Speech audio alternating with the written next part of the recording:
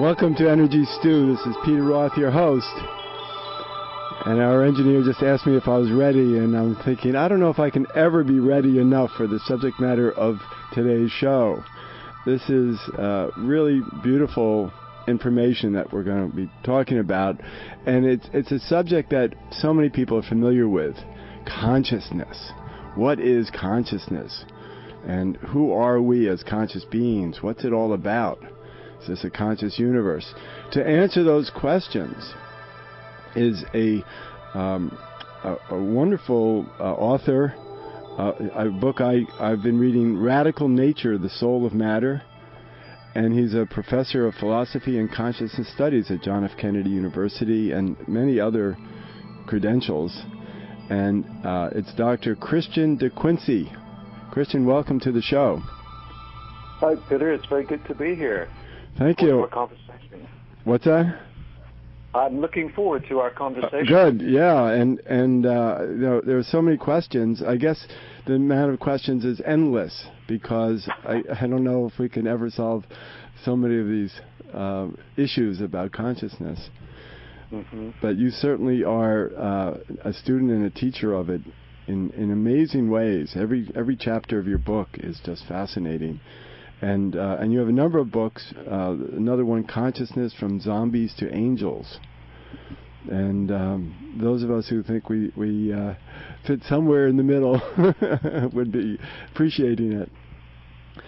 So obviously we have a lot of questions to ask you about what is consciousness and how complex or complicated is consciousness itself?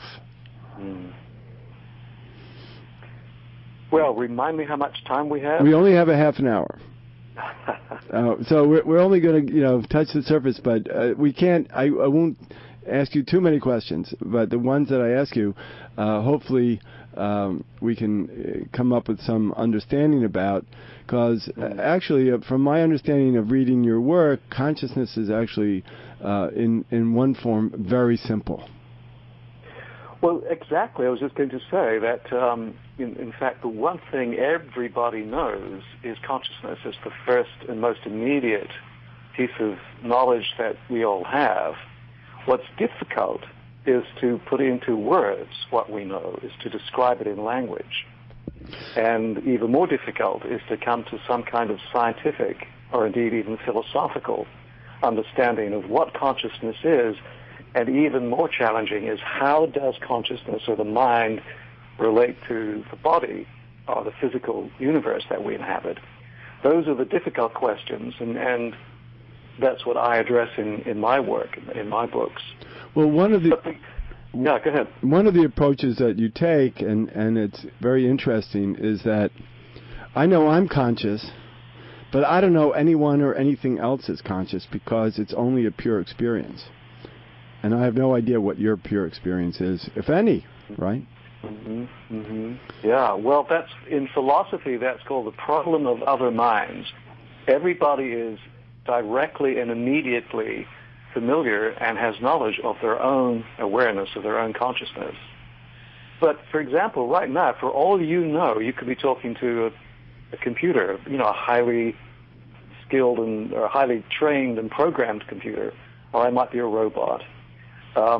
How can you tell that the person that you're with or the person you're speaking to or any other creature has a mind or consciousness? Well, we tend to rely on gestures like speech and behaviors like visual cues from the face, the eyes, and so on. But those are physical behaviors, and they could be duplicated physically without there being any consciousness present. So we don't have a consciousness meter. There's no meter we can point at somebody that will register whether or not or to what degree and how much consciousness they may or may not have. So how do we know whether anybody else has consciousness? Well, we certainly can't know through using our senses, which is typically the dominant way of knowing in the modern world. We cannot see it, we cannot touch it, we cannot taste it, we cannot hear it, and so on. So how do we know that any other creature, anybody else, is conscious? Well, clearly, if our senses cannot tell us, and it's not something we can figure out rationally, then it means we have to switch to some other way of knowing. And this is what shamans do, for example, and many spiritual practitioners, is they enter what is typically called an altered state. I prefer to call it an alternative state of consciousness. And in an alternative state of consciousness, we can engage in what I call in one of my other books, intersubjective knowing. In this alternative state of consciousness, we have a direct experience that who we are is literally constituted, formed, created by our relationships with others. And in that relationship, recognizing who we are, who I am right now, is partly constituted and created by my relationship with you, even though I can't see you. But by paying attention to my own experience, I can actually, if I was in a particular state of consciousness, have direct experience of the fact that you are a conscious being as well. So there are ways to know whether others have consciousness. And of course, lovers do this all the time, yes? We fall in love with somebody, we don't have any doubt about whether or not the person we're with has consciousness. We experience it directly. We are having a rich intersubjective experience when we fall in love. But I like the idea, what you were saying, is that our consciousness is also subject to what we see around us, our interrelationship with not only each other, but with the entire world that we see and feel. Yes. And so our experience, our consciousness then boils down to our experience and how much we can divine from our experience of whether it be a normal state or a shamanic state. It's still an experience, and it's only the experience that might be conscious. And what we're really talking about is a mind awareness rather than a consciousness. Well, of course, we get into the trap or the difficulty of language here. Yes. So what do we mean by mind? What do we mean by awareness? What do we mean by experience? What do we mean by consciousness? Typically, I use all of those words interchangeably when talking about the relationship between consciousness and the physical universe, or between mind and body. So consciousness, experience, mind, awareness, they're all non-physical. And to that extent, they are the same kind of reality. Whereas physical things like mountains and bodies and chairs and rocks and tables and so on, they occupy space. Consciousness is not something, consciousness or mind or experience is not something that exists in space. One of the ways I have of drawing people's attention to that, when I'm teaching a class, I will often say to my students, point to where you think your consciousness is, or point to where you think your mind is. In the early days, people would point to their head, but more and more people are becoming a little bit more hip to the question, and they will point to their heart. And then the more astute students will do what I call the consciousness wiggle, and they will wave their hands around all of their body as much as to imply that consciousness exists throughout their entire body. Well, I point out that actually it's a trick question. Consciousness doesn't exist anywhere. It doesn't exist in space. It doesn't have that kind of reality. It doesn't exist in your head. It doesn't exist in your heart. It doesn't exist in your body as a physical location. So what you were asking them was, where does your self-consciousness exist, or your self-awareness? Because then it's a reference of consciousness, not pure consciousness. Well, that's very interesting, because then we have the question of where does the self exist, and the same answer would apply. The self doesn't exist anywhere. It's not an object that exists in space. It's not something that we could ever locate or measure. So the non-physical aspect of reality does not exist in space anywhere. So the question, where does self or consciousness or mind, where does it exist, is actually a trick question. The real question to ask is, when does consciousness exist? And of course the answer is always now, right now, right now, right now. Consciousness always exists right now in the present moment. And that present moment, as soon as it happens, completes itself and becomes the past. And so what we when we pay attention to that, what we recognize is that the relationship between the mind and the body, between consciousness and the physical world, is actually a relationship in time, not a relationship. It's not like things bumping into each other in space, but it's the relationship between present and past. Mm-hmm. So in some ways, when we think of it this way, and this is called process philosophy, or process metaphysics, when we view the relationship between mind and body through the lens of process philosophy, we see that in relation to consciousness or experience, the body always exists just a moment ago in the past. The body is, in fact, expired experiences that always happen in the moment. As soon as they happen, they complete themselves and they become part of the past. Right. Anything that you reference takes time, even a fraction of a second, to reference it. Yes, it does. Yeah. So anything that we are recognizing, as soon as we bring it into recognition, it's already past. Yes. Yes, we cannot observe the observer. Anybody who is familiar with meditation will recognize that statement, is that in meditation, if we try to observe who or what is doing the observing, we find ourselves in an infinite regress that we can never actually pinpoint it. Now, I have a question. The eye that sees cannot see itself. Right, right. The moment of experience is the ultimate awareness, that the pure awareness. But we do have minds that reference constantly. So, as you say, when you talk about consciousness, you're usually not only in that pure moment of experience, but in the reference to it. Yeah, and yes, and now we're getting into, if you like, the content of consciousness. And so an important distinction I like to make is between our thoughts or beliefs and what we actually experience. So another invitation I give to my students is not to believe their beliefs. I open up, I teach a class called Paradigms of Consciousness at John F. Kennedy University, and I open up that course on the first day by saying to my students, I don't want you to believe a word I'm going to say for the next 11 weeks. And typically, they look a little bit surprised to hear that, because they're wondering what they're paying their big bucks for if they don't believe what I'm telling Can you grade them on that? Well, what I will grade them on is to what extent they can demonstrate that they've understood the point I'm making. Okay. I then follow that up by saying, you know what, and I'm not particularly interested in what you believe either. And then their surprise typically turns to a form of shock. That how can you dare say that to us, that you're not interested in what we believe? And then I say, but you know what, I'm passionately interested in what you experience. What did you feel? What did you experience the moment I said to you, I'm not interested in what you believe?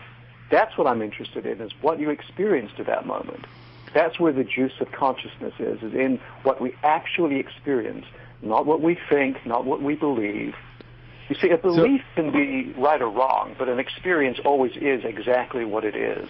So it's not the object of your thought, it's the process, is what you're... Yes. Yes. Yes.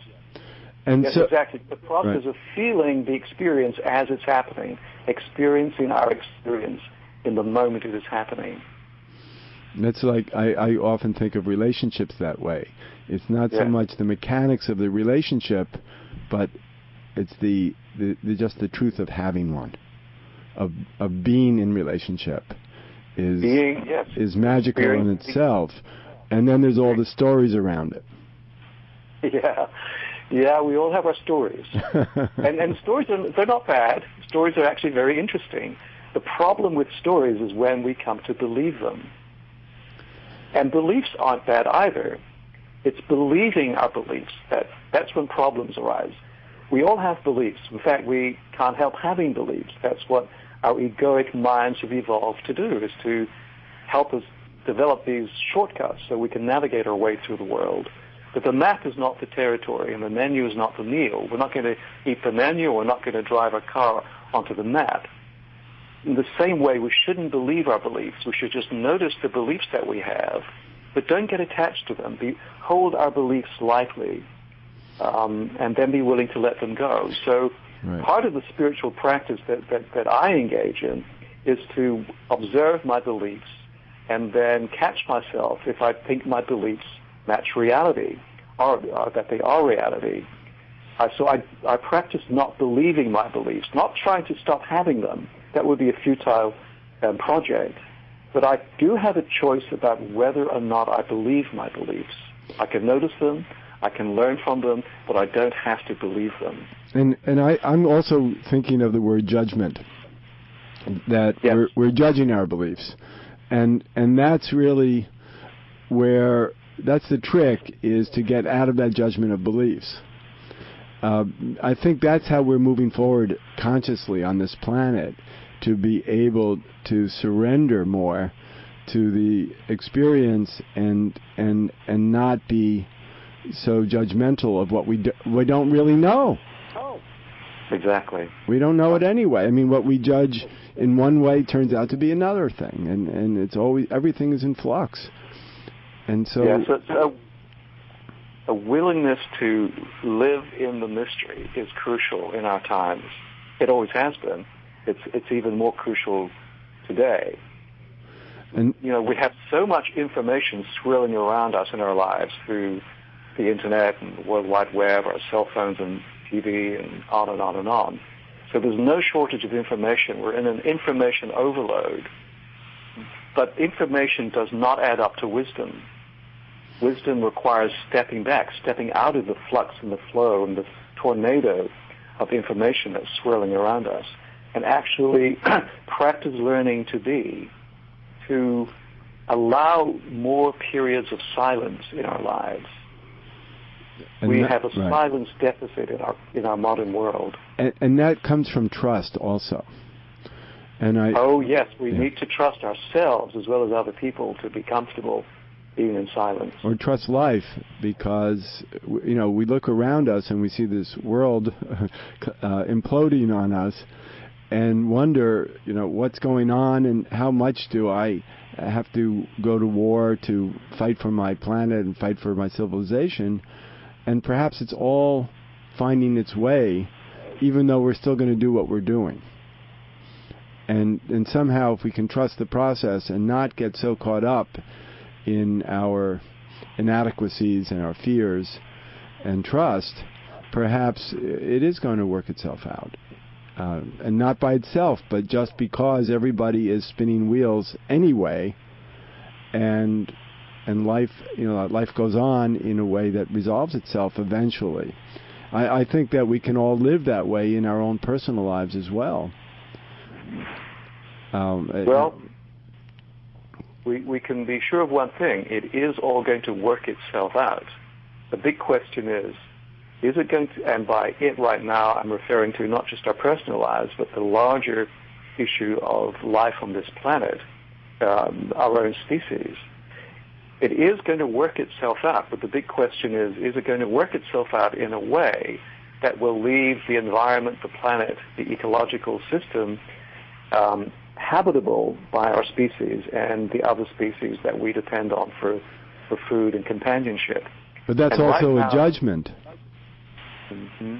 So you're judging whether we should or not, or could or not. Well, that's a very interesting question. Perhaps there's absolutely no requirement that this planet continues to remain a nourishing home for our species. Species come and go. Species do become extinct, and the human species is no exception to that. We are not an eternal species. We're not eternal individuals. We die individually, and we will die collectively at some point. The question then becomes, how do we make the best of life while we have that gift? How do we use our lives for the benefit of not just other humans, but of other species as well?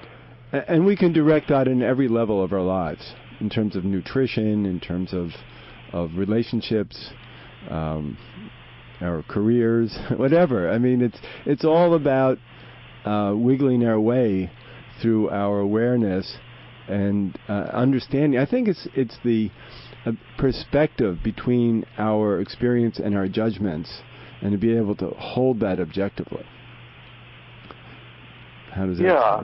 So what is a judgment? A judgment is typically a conceptual, cognitive evaluation of an experience. So rather than getting caught up in our judgments, and I think I hear you saying the same thing, I'm encouraging people to pay far more attention to what we are actually experiencing moment by moment by moment, and not to put too much weight, and at times no weight at all, on what our judgments are. Observe them. Right. We will have judgments, but don't get caught up in them. Don't believe that what we judge to be this way or that way, good or bad, right or wrong. Don't get caught up in believing that, because that's just an automatic evaluation that's been programmed into our minds since birth, and perhaps even before birth. So you're telling your students at the beginning of your classes, don't be programmed by my beliefs. Yes, that's right. That's right.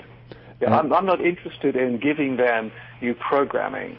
As a teacher, I actually see that my primary role is to deconstruct their programming and encourage them to access their own experience. They don't need me to give them experience. Everybody is having an experience, come what may, from one moment to the next.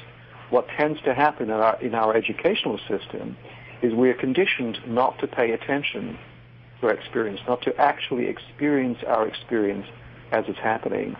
I've tried my little best to counteract that by encouraging people to actually take the time to pay attention to experience their experience as it's happening, and have that be their touchstone to reality, not what they believe or what they think or what they judge.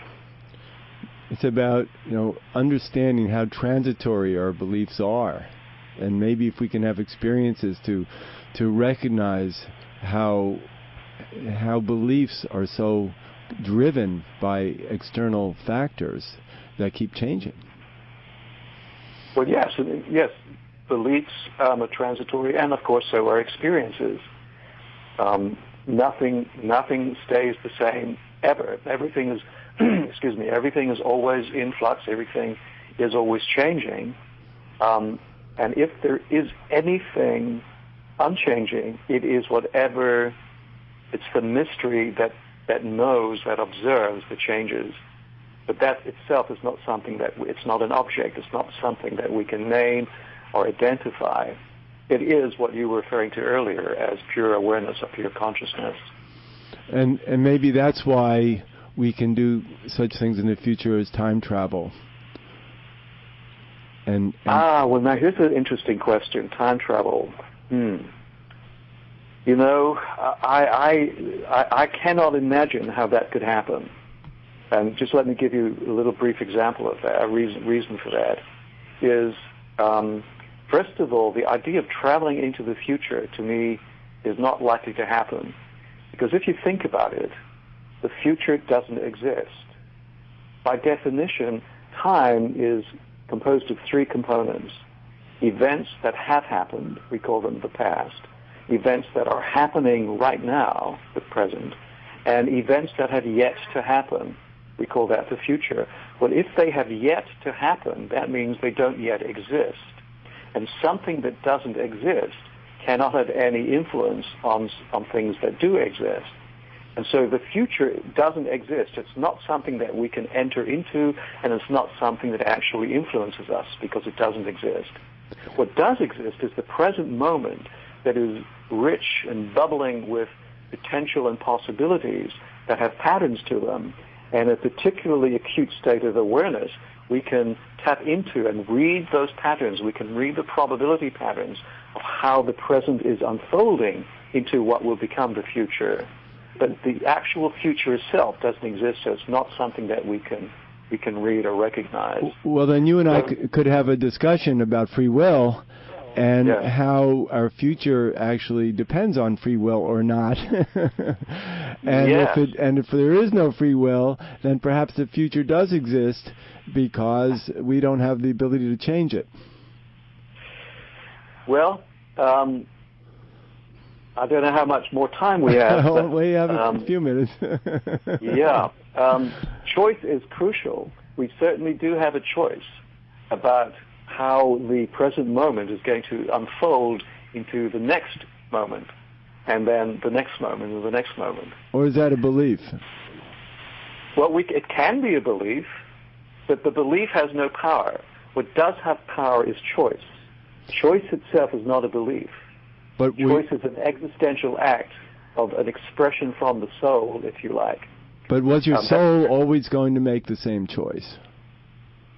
Not necessarily. Well, we don't know. If it did, then it would be programmed, and if it were programmed, then it wouldn't be choice. So choice, by definition, is entirely unconstrained, is entirely free. Okay. I mean, that's a position. You know, it's interesting because I don't know. I'm only making my own suppositions about choice and patterns and how we're embedded in patterns. And even when we make choice, is that a pattern that we just weren't realizing we were making a choice from? Yeah. Well, if what we take to be a choice is actually determined by some pattern, then I would say that's not a choice. Right. It's actually determined by something else. Right. And that's yeah. Go ahead. Well, that's the position that I see is that there are these patterns unfolding that are larger than our consciousness or our awareness, let's put it, and we're in it.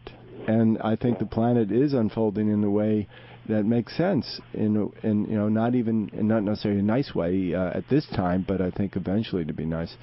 But I mean, I believe we're all in it and part of a program, and we're just acting it out as, let's say, you know, as God, or put it that way. You know, we are all the creation, and we're creating something.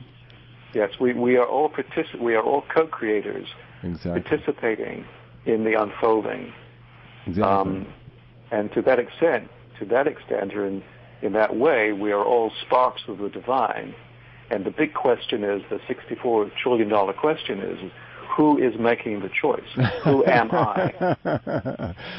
That's perfect, you know, and you know, there's so much more that you know, this is such a juicy topic because so many people are talking about expanding consciousness, and what does expanding consciousness mean, and where are we going as a civilization into some new age or some higher dimensionality, and what does that mean in terms of our consciousness, and does it change anything? So expanding consciousness would be cultivating what I call our 4 gifts of knowing, which is the scientist's gift of the senses, the philosopher's gift of language and reason, the shaman's gift of participatory feeling and alternative states of consciousness, and the mystic's gift of intuition accessed in sacred silence. And so, what's your choice of your own expansion of your consciousness? It is to cultivate these 4. Every one of us has these 4 gifts of knowing, and only 2 of them, the senses and reason, are part of our educational system and are valued in modern society. We need to also honor and cultivate and integrate the shaman's gift of feeling and alternative states of consciousness, and the mystic's gift of intuition and sacred silence. And so my choice is to cultivate all of the gifts that I have, and then to integrate them, and to learn when it's appropriate to apply which particular mode of knowing in which circumstance. So there are times when it's useful to use my reasoning faculties and my language faculties, as I'm doing right now in this conversation with you. There are definitely times when it's very useful for me to use my senses. There are also times when the most dominant mode of knowing is my feeling. For example, if I'm in a relationship with somebody that I deeply care about, then it's a time for me to cultivate my ability to feel deeply. And then there are other times when what's most appropriate, if I want to engage with the deepest questions of the mystery of life and the universe, to enter the mystic's gift of silence and just be without thought, without any concept and just be with what is. So that's a great path, and an awareness, and actually it's being responsible on all levels, on all dimensions. Yes, it is. Yes. And I think as we talk about consciousness in life, we really, it's like the wholeness of reality that we can experience. But I think what you were saying earlier is an important essence of expanding consciousness, is to see it from a larger vantage point that's non-judgmental, that where you teach not to believe so much and to trust. Yeah. So trust. Yeah. Thank you, Christian de Quincey. This has been so wonderful to talk with you. How can people reach you? They can get me at deepspirit.com or thewisdomacademy.org. And what was the first one again? Deepspirit.com. Deepspirit.com or wisdomacademy.com. It's the Wisdom Academy. The Wisdom Academy.org. Right. Yeah. Christian de Quincey, author of Radical Nature, The Soul of Matter, and Consciousness from Zombies to Angels, and other books as well. This is wonderful. Thank you so much for all the work you're doing and the consciousness that you're putting into it. Thank you so much for being a guest on Energy Stew. My pleasure, Peter. Thank you. Sure. Thank you for your work. Thank you. And this is Peter Roth, your host of Energy Stew at Progressive Radio Network. And I can be reached at peter@heartriver, HEART river.org. And thank you so much for listening.